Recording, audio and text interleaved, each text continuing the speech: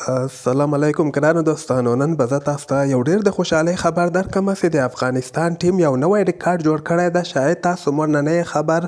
زه به تاسو ته وایم چې د افغانستان ټیم په نړیواله سطحه باندې دغه ټولو ټیمونو نه مخکې سوی ده، چې خاص کر په دغه کې پاکستان، هندوستان، انګلند او اسټرالیا غوندې ټیم نه هم افغانستان مخکې سوی ده. که تاسو مور باندې خوشحاله سوي یاستئ نو دغه ویډیو در سره حتما لایک کړئ او لاندې په کامنټ کې افغانستان زنده باد هم در سره ولیکئ.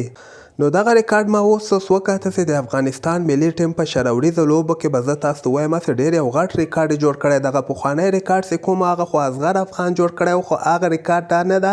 دا بل ریکارډ ده چې افغانستان ډېر غټ ریکارډ په شراوړیزه کرکټ کې جوړ کړی ده. اصغر افغان چې موږ وګورو 42 انټرنیشنل شراوړیزې لوبې چې افغانستان نه ګټلې دي. دې نه مخکې مهندر سنګ دوني چې د هندوستان یو وخت کې د شراوړیزو لوبو کپټان و، هغه نه خو اصغر افغان زیاتې لوبې ګټلې. خو دغه ریکارډ به زه تاسو ته وایم چې کال 2014 نه واخله عین تر کال 2021 پورې د افغانستان د ګټلو فیصدي به زه تاسو ته وښیم. دغه 80.55% ده چې په نړیواله سطحه باندې دغه ټولو ټیمونو نه د افغانستان د ګټلو فیصدي زیاته ده.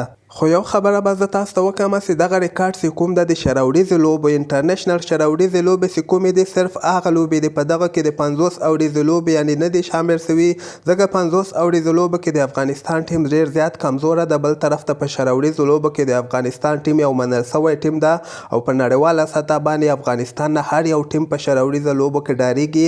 د دې یو لامل دغه هم کیدی شي ځکه دغه مضبوطه ټیمونه چې کوم دي افغانستان نه د ډار په وجه باندې دوی سره لوبې هم نه ترسره کوي.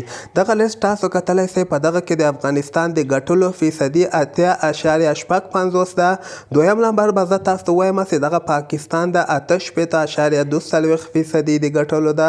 او دې نه علاوه دریم نمبر باندې بیا هندوستان د 66.18% د دوی ده. او دې نه علاوه څلورم نمبر باندې بیا انګلند ټیم ده چې د ګټلو فیصدي 50.2 ده.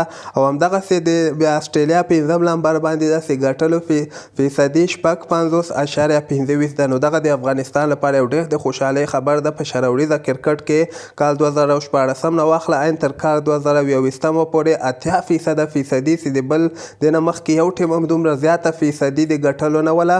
دغه ریکارډ ما اوس وکته، ما وغوښتل چې زه تاسو سره هم شریک کړم. نو همدغسې د کرکټ تازه خبرو لپاره تاسو دغه چینل هم در سره سبسکرایب کولی شئ.